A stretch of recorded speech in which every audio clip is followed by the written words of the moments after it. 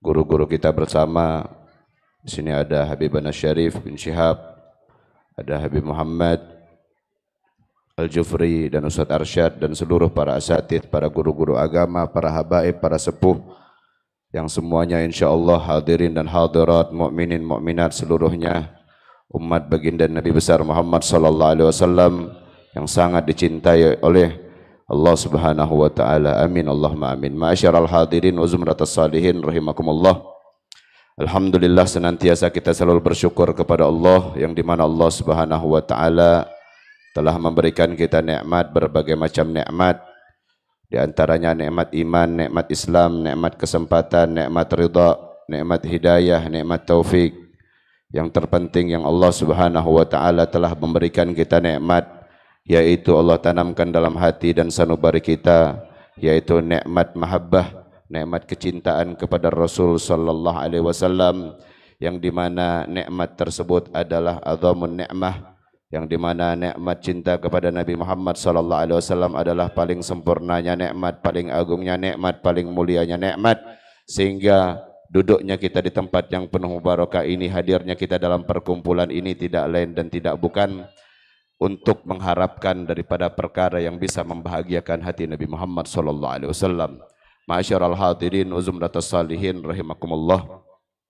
Ketahuilah hadirnya kita dalam perkumpulan ini ketika kita membacakan daripada maulidnya Nabi Muhammad SAW selama 40 malam. InsyaAllah Allah semua berikan kita kesehatan untuk bisa hadir semua, untuk bisa istiqomah, yang dimana kemanfaatannya sedikit banyaknya, yang dimana ketika seorang hamba di sini dan di situ ketika dibacakan tentang maulidnya Nabi SAW tidak lain dan tidak bukan kemanfaatannya adalah setiap dibacakannya maulid timbul di dalam hati satu titik, yaitu cahaya nur mahabbah, kecintaan kepada Rasul sallallahu alaihi wasallam, sehingga dengan semakin banyak kita membacakan tentang kemuliaan, tentang memuliakan akan kelahirannya Nabi, tentang membaca tentang maulidnya Nabi Muhammad sallallahu alaihi wasallam, dimanapun selama 40 malam itu akan menimbulkan cahaya cinta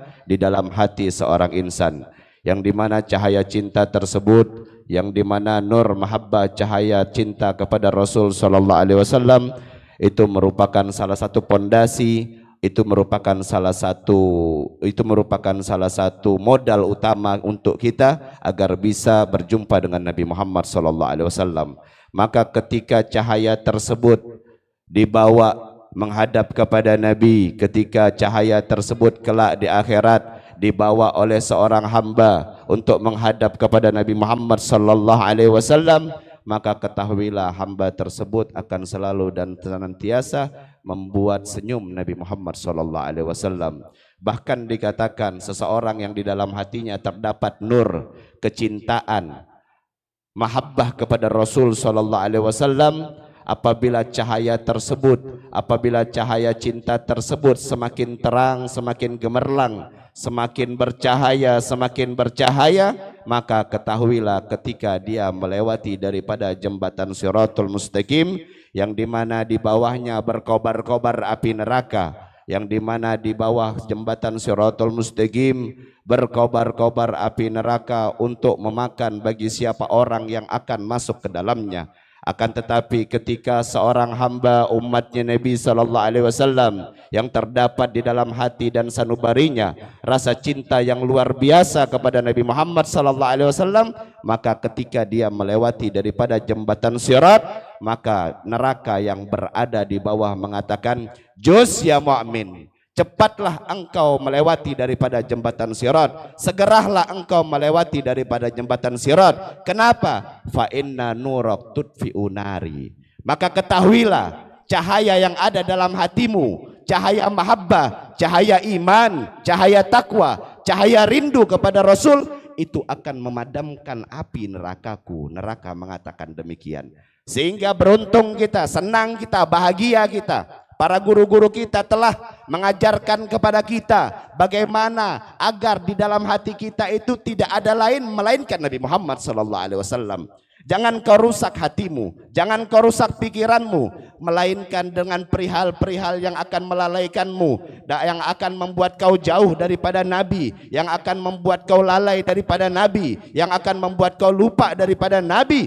Karena Nabi SAW demi Allah tidak akan pernah lupa kepada kita sebagai hamba, tidak akan pernah lupa kepada kita sebagai umat. Pada saat Nabi SAW masih hidup, yang beliau pikirkan hanyalah kita sebagai umat. Pada saat Rasul SAW di alam barzah, yang beliau pikirkan adalah umat. Dalam suatu ketika diriwayatkan bahwasanya setiap amal ibadah dari kalangan umat ini, setiap daripada apapun yang dilakukan daripada umatnya Nabi SAW sebelum dilaporkan kepada Allah, itu dilaporkan kepada Nabi Muhammad SAW terdahulu. Sehingga apapun yang kita lakukan semasa kita hidup di dunia, itu Nabi Muhammad SAW tahu. Mau dalam keadaan kita rame, mau dalam keadaan kita sendirian. Kita sering berdoa, bermunajat kepada Allah di setiap majelis, setiap maulid. Kita memohon kepada Allah, ya Rabb syarifni bi ra'yati sayyidi, ya Allah muliakan kedua mata kami ya Allah, agar bisa memandang wajah indah Nabi Muhammad SAW. Akan tetapi seluruh apapun yang kita lakukan semasa kita hidup di dunia, itu Nabi Muhammad tahu. Mau kita dalam keadaan sendirian, ketika kita melakukan maksiat, mungkarat, sayiat, dolalat, mukhallafat, ketika kita melakukan perkara yang membuat sedih hati Nabi Muhammad SAW, maka ketahuilah, maka kata Rasul sallallahu alaihi wasallam, apabila aku mendapati umatku dalam keadaan beribadah kepada Allah, dalam keadaan lidah mereka basah berzikir, bertahlil, bertahmid, bertamjid, bersalawat kepada Nabi Muhammad sallallahu alaihi wasallam, maka ketahuilah aku pun bersyukur akan hal tersebut. Akan tetapi apabila aku mendapati umatku dalam keadaan lalai, dalam keadaan jauh dari Allah, dalam keadaan melupakan Allah, dalam keadaan meninggalkan Allah, maka aku pun memohon ampun agar umatku diampuni oleh Allah Subhanahu wa taala.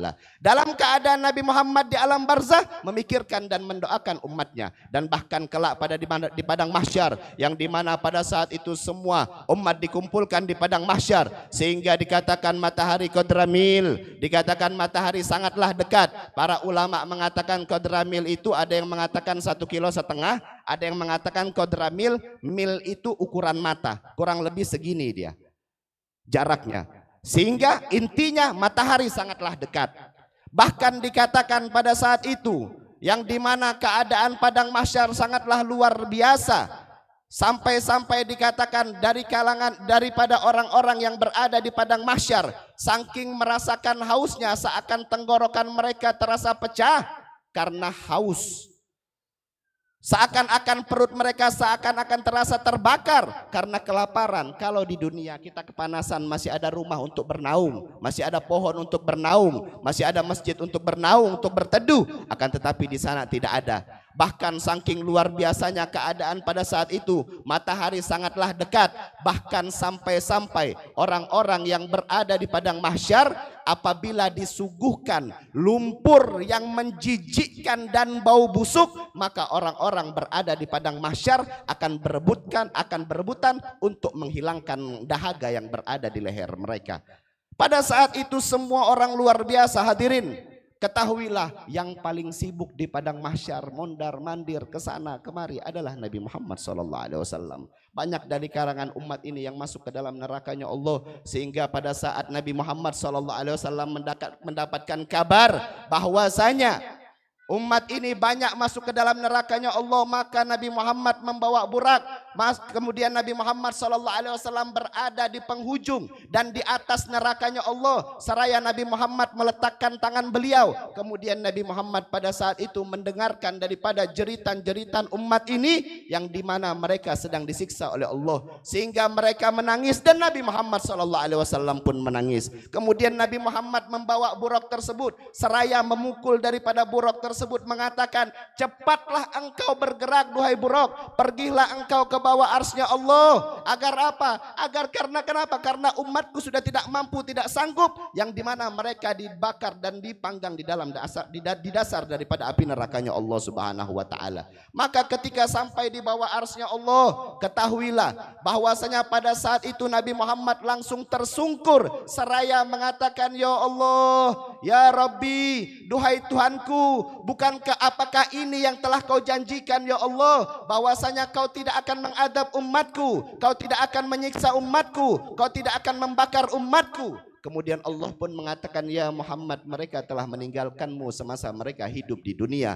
Ya Muhammad, mereka telah meninggalkan syariatmu semasa mereka hidup di dunia. Maka pada saat ini aku pun meninggalkan mereka, kata Allah Subhanahu wa taala. Kemudian Allah mengatakan, kemudian Nabi Muhammad mengatakan, ya Rabb, syafi'hum ya Rabb, berikan mereka pertolonganmu ya Allah, berikan mereka syafaatmu ya Allah. Maka pada saat itu mereka pun telah mendapatkan syafaatnya Nabi Muhammad sallallahu alaihi wasallam.